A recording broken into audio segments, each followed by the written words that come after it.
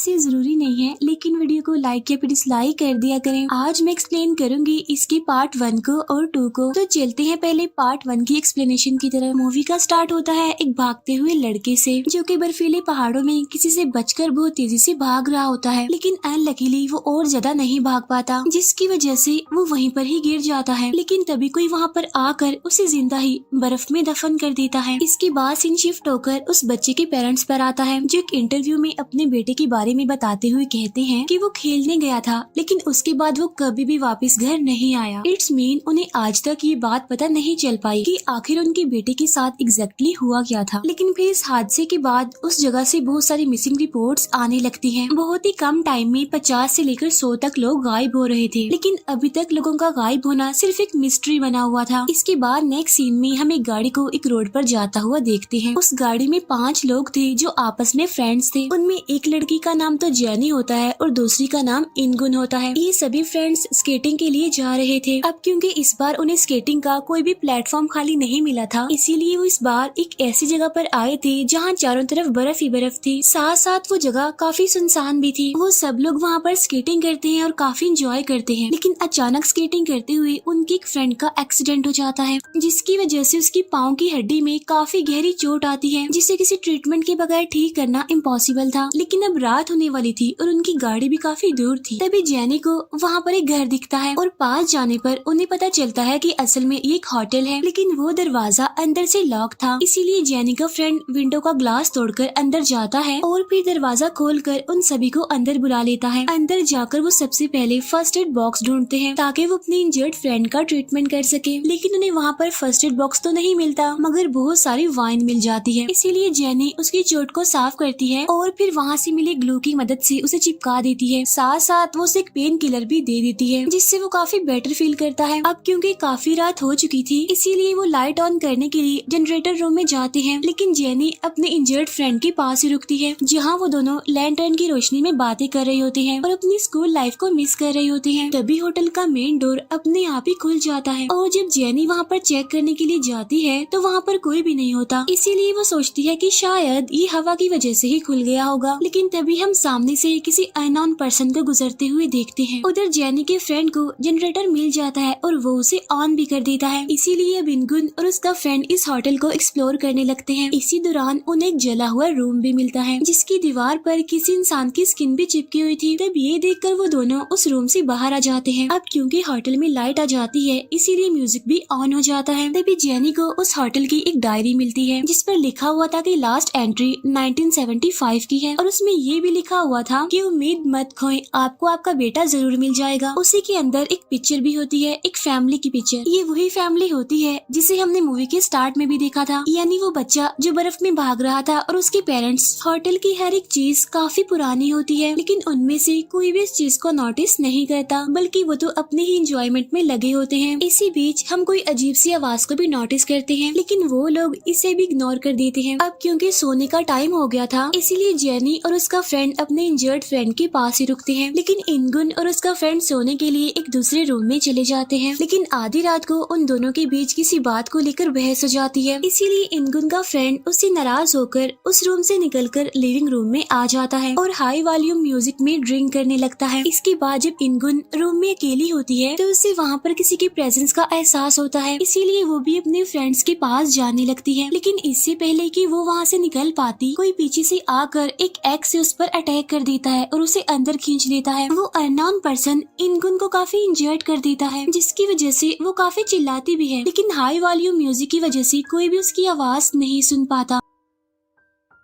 अब इनगुन किसी तरह उसे बचते हुए एक दूसरी जगह पर आ जाती है। तभी वो आदमी एक बार फिर से उस पर अटैक कर देता है, लेकिन इससे पहले कि वो सामने बैठे अपने फ्रेंड को कुछ कह पाती, वो किलर उसे जान से मार डालता है। नेक्स्ट मॉर्निंग इनगुन का फ्रेंड उसके लिए नाश्ता लेकर उसके डोर पर जाता है, लेकिन उसके बहुत कहने पर भी कोई दरवाजा नहीं खोलता, इसीलिए वो उसका नाश्ता वहीं पर रख कर चला जाता है। फिर जेनी का फ्रेंड स्केटिंग करने के लिए बाहर जाता है और वो वहाँ पर खून के कुछ निशान देखता है, इसीलिए अब वो उन निशानों को फॉलो करते हुए आगे आगे बढ़ता है और तभी सामने उसे इनगुन की डेड बॉडी मिलती है जिसकी हालत काफी खराब थी और वो बर्फ की वजह से फ्रीज हो चुकी थी। तभी ये देखकर जेनी का फ्रेंड काफी डर जाता है, लेकिन तभी हम उसके पीछे उसी आदमी को देखते हैं जिसने इनगुन को मारा होता है और वो अपनी एक्स से जेनी के फ्रेंड पर अटैक करके उसे बेहोश कर देता है। अब क्योंकि होटल की लाइट्स बंद होने लगी थी, इसीलिए जेनी और इनगुन का फ्रेंड चेक करने के लिए जनरेटर रूम में जाते हैं। तब वो देखते हैं कि उसका तो फ्यूल खत्म हो चुका है। उन्हें वहाँ पर थोड़ा सा फ्यूल मिल भी जाता है, लेकिन इससे उसका काम चलने वाला नहीं था। इसीलिए अब वो लोग फ्यूल ढूंढने के लिए बाकी रूम्स को चेक करने लगते हैं। तभी उन्हें वहाँ पर एक सीक्रेट डोर मिलता है। तब उस दरवाजे को खोलने पर वो काफी हैरान रह जाते हैं, क्योंकि वहाँ पर इंसानों की जरूरत का सारा सामान मौजूद था। हर छोटी से लेकर बड़ी चीज वहाँ पर अवेलेबल थी। उसी रूम में उन्हें एक और दरवाजा मिलता है, जिसे खोलने पर उन्हें वहाँ पर बहुत सारा सामान बिखरा हुआ मिलता है। रूम की कंडीशन को देखकर ऐसा लग रहा था कि जैसे रिसेंटली यहाँ पर कोई रहता हो। उन्हें वहाँ पर एक पेपर कट भी मिलता है, जिस पर छपी न्यूज से उन्हें पता चल जाता है कि ये होटल उसी फैमिली का है जिनका बच्चा 1975 में मिसिंग हो गया था और तब से लेकर ये होटल अब तक बंद है। इट्स मीन इस होटल को बंद हुए तकरीबन 30 साल हो चुके हैं, लेकिन उस रूम का सारा सामान अभी तक फ्रेश था, यानी वो चीजें किसी के यूज में हो। वहाँ पर उन दोनों को काफी सारी हंटिंग वेपन्स भी दिखते हैं, जिन्हें देखकर वो काफी घबरा जाते हैं। इसीलिए जेनी इनगुन के फ्रेंड को भेजती है अपने इंजर्ड फ्रेंड को यहाँ पर लाने के लिए और खुद वो जाती है इनगुन को लाने के लिए, क्योंकि उन्हें लग रहा था कि अभी तक वो रूम में ही है। और जब इनगुन का फ्रेंड लिविंग रूम में जाता है तो वो देखता है कि उसका इंजर्ड फ्रेंड वहाँ से गायब है। साथ साथ उसे एक दरवाजे के पीछे से बहुत सारा खून भी दिखता है और जब वो उस दरवाजे को खोलता है तो वहाँ पर उनका इंजर्ड फ्रेंड होता है, जो बिल्कुल सेफ था, सही सलामत था, क्योंकि असल में वो कोई खून नहीं था बल्कि वो एक फूड आइटम था जो कि उनके इंजर्ड फ्रेंड से वहाँ पर गिर गया था। अब जेनी काफी देर तक दरवाजे पर नॉक करती है, लेकिन उसे आगे से कोई भी रिस्पॉन्स नहीं आता। इसीलिए अब वो दरवाजे को धक्का देकर खोलती है, क्योंकि वो दरवाजा अब लॉक नहीं था। उस रूम के हालात देखकर जेनी बहुत ज्यादा डर जाती है, क्योंकि वहाँ पर खून ही खून था। वो फौरन जाकर अपने फ्रेंड्स को इस बारे में इन्फॉर्म करती है। तब वो लोग समझ जाते हैं कि ये काम सीक्रेट रूम में रहने वाले उस आदमी का ही है। अभी वो लोग इनगुन और जेनी के फ्रेंड के बारे में सोच ही रहे थे कि तभी अचानक से मेन डोर खुलने की आवाज आती है, जिसे सुनकर वो फौरन छुप जाते हैं। वो लोग अब समझ जाते हैं कि वो यहाँ पर फंस गए हैं और अगर वो यहाँ पर रुके तो जिंदा नहीं रह पाएंगे। इसीलिए जेनी कहती है कि हमें इनगुन और अपने फ्रेंड को ढूंढना चाहिए, क्योंकि जेनी अभी नहीं जानती थी कि उनके फ्रेंड्स के साथ क्या हुआ है। इसके बाद जब इनगुन का फ्रेंड उस रूम से बाहर निकलता है तभी वो आदमी अपनी ग्रीविल एक्स से उस पर भी अटैक कर देता है, लेकिन इनगुन का फ्रेंड किसी तरह बचते हुए दोबारा से उसी रूम में अपने फ्रेंड्स के पास आ जाता है और वो कहता है कि अब हमें अपनी जान बचाने के लिए यहाँ से भागना चाहिए, क्योंकि वो किलर कभी भी हम पर अटैक कर सकता है। लेकिन जेनी अपने फ्रेंड्स को लिए बगैर यहाँ से जाने वाली नहीं थी, इसीलिए इनगुन का फ्रेंड अकेला ही विंडो से कूदकर सामने वाले केबिन की तरफ भागने लगता है, लेकिन वहाँ पर लगी बियर ट्रैप में उसका पाँव फंस जाता है, जिसकी वजह से वो चिल्लाने लगता है और तभी वो किलर वहाँ पर आकर उसे फौरन ही मार देता है। अब ये सब देखकर जेनी भी वहाँ पर रुककर मरना नहीं चाहती थी, इसीलिए जेनी अपने इंजर्ड फ्रेंड को एक स्टोर रूम में छोड़कर वहाँ से निकलने का कोई रास्ता ढूंढती है। यहाँ पर वो इंजर्ड फ्रेंड जेनी को कहता है कि मैं तुमसे प्यार करता हूँ, लेकिन जेनी उसे इस बात का कोई भी जवाब नहीं देती, लेकिन वो अपने इंजर्ड फ्रेंड को बचाने की अभी भी कोशिश करती है। इसीलिए वो बाहर जाती है और जब वो मेन डोर तक पहुँचती है तो उसे वो किलर दिखता है जो इनगुन के फ्रेंड के डेड बॉडी को अंदर लेकर आ रहा था। तब इस चीज का फायदा उठाकर जेनी उसके सीक्रेट रूम तक जाती है, जहाँ उसे टॉर्च और एक गन मिल जाती है। तब उस गन को लोड करके जेनी अपने इंजर्ड फ्रेंड के पास जाती है। इसके बाद वो उसे लेकर जनरेटर रूम में आती है। वो अपने इंजर्ड फ्रेंड को टॉर्च देकर वहीं पर बिठा देती है, ताकि वो किलर उसे देखकर उनके बनाए हुए ट्रैप में फंस जाए।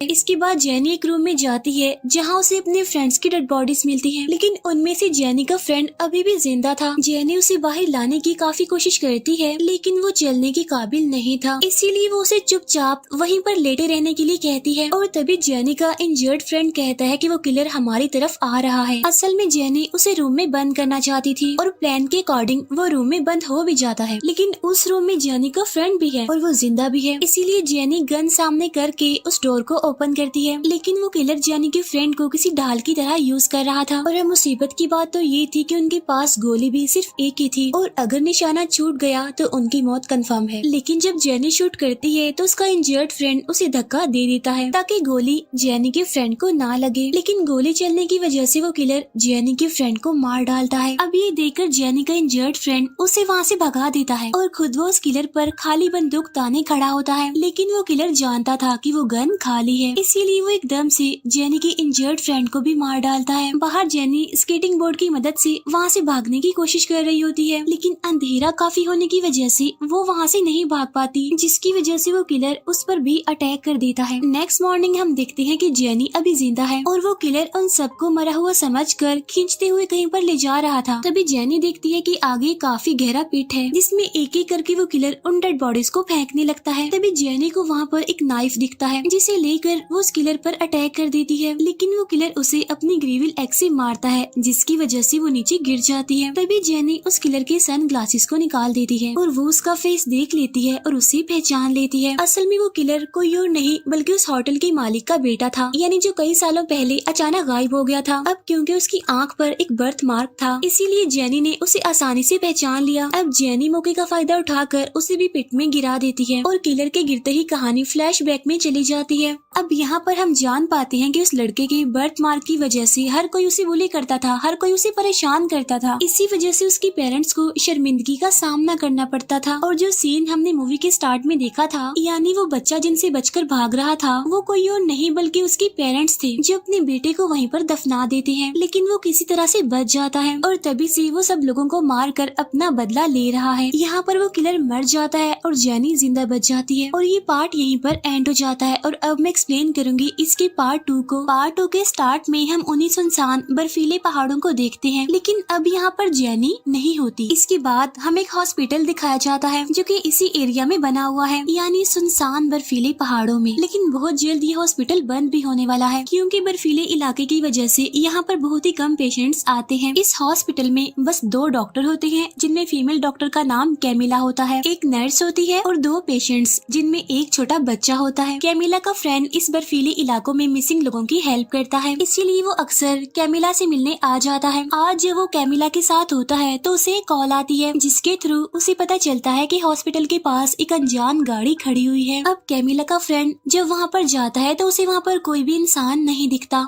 फिर वो इस बारे में पुलिस को इन्फॉर्म करता है। असल में ये गाड़ी किसी और की नहीं बल्कि जेनी और उसके फ्रेंड्स की थी, जो पिछले 3 दिनों से यहाँ पर फंसी हुई है। अब वो वहाँ से वापस हॉस्पिटल के लिए निकल जाता है, लेकिन तभी कोई अननोन पर्सन गाड़ी के सामने कुल्हाड़ी लेकर खड़ा होता है। असल में ये कोई और नहीं बल्कि जेनी थी, जिसका इस सर्दी की वजह से काफी बुरा हाल था। तब कैमिला का फ्रेंड उसे अपनी गाड़ी में बिठा लेता है और हॉस्पिटल ले जाता है और यहाँ पर जेनी का ट्रीटमेंट चलता है, जिसकी वजह से आहिस्ता आहिस्ता अब वो रिकवर होने लगती है। और तभी पुलिस वहाँ पर आकर उससे इन्वेस्टिगेशन करने लगती है और उसकी स्टेटमेंट को रिकॉर्ड करती है। फिर उसकी स्टेटमेंट के अकॉर्डिंग वो एक टीम के साथ उस पिट तक पहुँचते हैं, जहाँ पर उन डेड बॉडीज को देखकर वो लोग काफी शॉक्ड रह जाते हैं। इस मिशन को लीड करने वाले ऑफिसर कैमिला के फ्रेंड के साथ मिलकर इन डेड बॉडीज को इन्वेस्टिगेशन के लिए मॉर्ग में भिजवा देते हैं।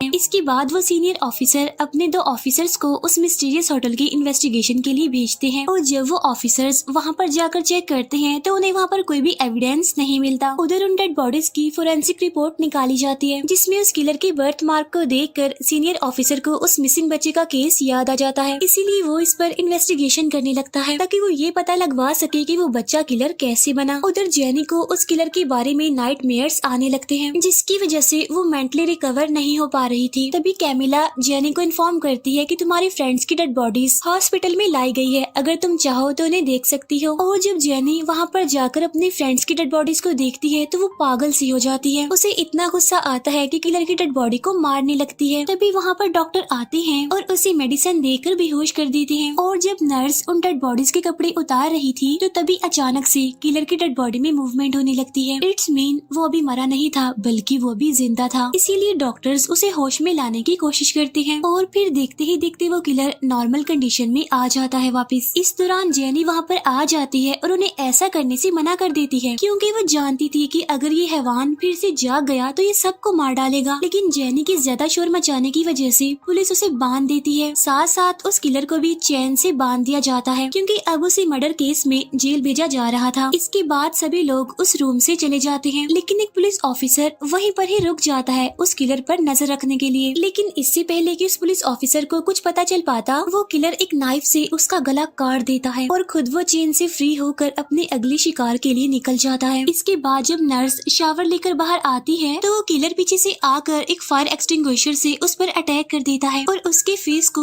बुरी तरह से क्रश कर देता है, जिसकी वजह से एक बड़े ही ब्रूटल तरीके से उसकी मौत हो जाती है। इन सबसे अनजान कैमिला और वो डॉक्टर बातें कर रहे होते हैं, लेकिन तभी अचानक से हॉस्पिटल की लाइट्स ऑफ हो जाती हैं। इसीलिए वो मेल डॉक्टर कनेक्शन चेक करने के लिए जाता है और कैमिला पेशेंट्स को चेक करने के लिए चली जाती है। तब बीच में उसे उसी नर्स का एप्रन और बैग पड़ा हुआ मिलता है, जिसे देखकर कैमिला वॉशरूम के अंदर चेक करने के लिए जाती है, लेकिन लाइट ना होने की वजह से वो स्लिप होकर नीचे गिर जाती है। तभी जनरेटर के ऑन होने से वॉशरूम में लाइट आ जाती है और तब कैमिला को वहाँ पर उसी नर्स की डेड बॉडी दिख जाती है, जिसकी वजह से वो डरते हुए वहाँ से भाग जाती है। इसके बाद वो एक लैब में जाकर अपने फ्रेंड को कॉल करने की कोशिश करती है, लेकिन कैमिला का फ्रेंड कॉल पिक नहीं करता। इसीलिए कैमिला उसे वॉइस मैसेज करके वहाँ की सिचुएशन बताती है। इसके बाद जब वो डॉक्टर जनरेटर ऑन करता है तो वो एक बार फिर से ऑफ हो जाता है और जब वो डॉक्टर जनरेटर को ऑन करने के लिए फिर से वहाँ पर आता है तो हम उसके पीछे उसी किलर को देखते हैं, जो उस डॉक्टर की गर्दन को तोड़कर उसे फौरन ही मार देता है। उधर जेनी की आंख खुल जाती है, लेकिन वो खुद को बेड से बंधा हुआ पाती है। इतनी ही देर में वहाँ पर एक बच्चा आ जाता है, जो कि असल में उसी हॉस्पिटल में एक पेशेंट था। तब जेनी उसकी हेल्प से खुद को आजाद कर लेती है और अब जेनी को पता चल चुका था कि उस किलर ने लोगों को मारना, तबाही मचाना शुरू कर दिया है। इसीलिए वो उस बच्चे को एक कबर्ड में छुपा देती है और खुद वो एक सिरिंज में पॉइजन भरकर उस किलर से लड़ने के लिए बिल्कुल तैयार हो जाती है। उधर कैमिला एक जगह पर छुपकर इमरजेंसी नंबर पर कॉल कर रही होती है, लेकिन इससे पहले कि मोबाइल में रिंग होती उसे वहाँ पर वो किलर दिख जाता है, जो कि उसी की तरफ आ रहा था, लेकिन लकीली वो उसकी नजरों से बच जाती है।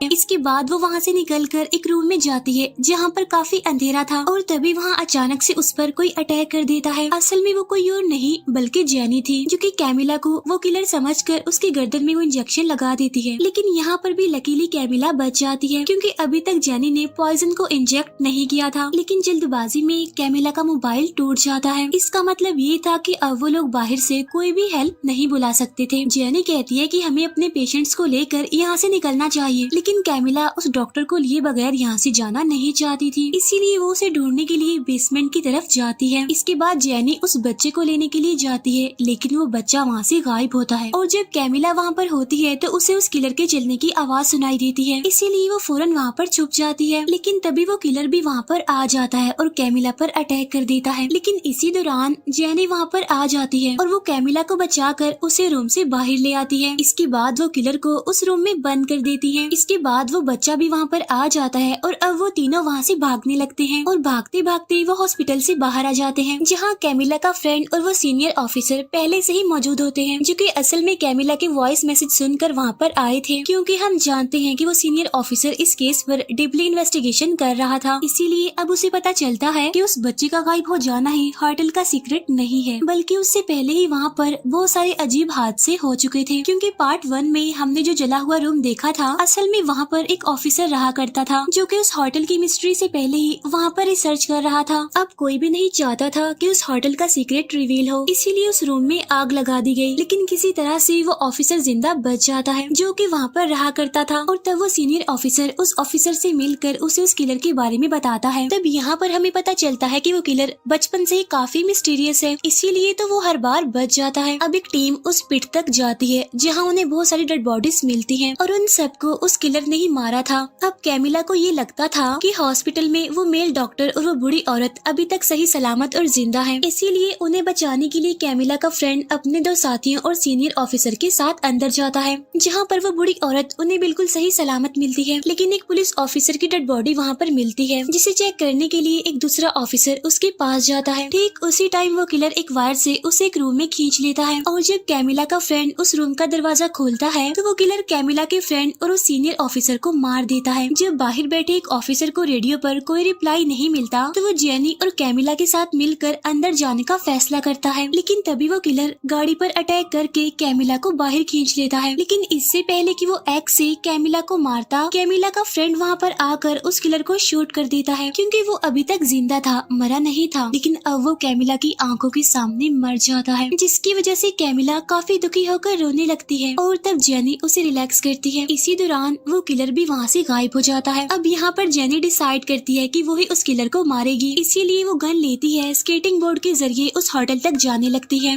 क्योंकि वो जानती थी कि वो किलर वहीं पर ही गया है। जेनी वहाँ पर रुक कर उसका वेट करती है, लेकिन तभी जेनी को नींद आ जाती है। नेक्स्ट मॉर्निंग जब जेनी नींद से जागती है तो उसके पीछे वो किलर खड़ा होता है, लेकिन इससे पहले कि वो गन चलाती वो किलर उसे पकड़ लेता है और अपनी एक्स से उस पर अटैक कर देता है। लेकिन तभी कोई पीछे से उस किलर पर गोली चला देता है। असल में वो कैमिला थी और अब किलर जेनी को छोड़कर कैमिला पर अटैक कर देता है। तब जेनी पीछे से उसी की एक्स उसी की तरफ फेंकती है, जिससे फाइनली अब वो किलर मर जाता है। वो उसे पूरी तरह मारने के लिए उसे शूट भी करती है और अब जेनी और कैमिला बच जाती है और यहीं पर इसका सेकंड पार्ट भी एंड हो जाता है।